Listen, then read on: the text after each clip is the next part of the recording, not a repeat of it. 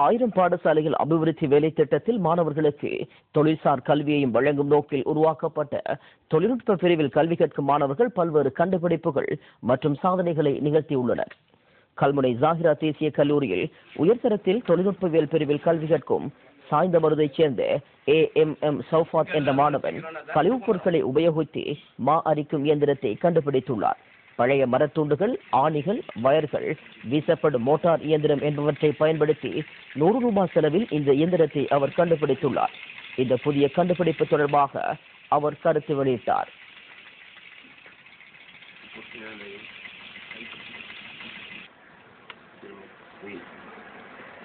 இந்த மாவு அரைக்கிற இயந்திரம் உருவாக்கப்பட்டத நோக்கம் வந்துட்டு இயந்திரங்களுக்காக கூடுதலாக செலவழிக்காமல் இதை சூழலில் கிடைக்கக்கூடிய கழிவுப் பொருட்களை கொண்டு மிக குறைந்த விலையில் உற்பத்தி செய்திருக்கிறேன். எதிர்காலத்தில் இன்னும் மோடிஃபை பண்றதுக்காக வேண்டி சில ஐடியாக்கள் என்னிடம் உள்ளது.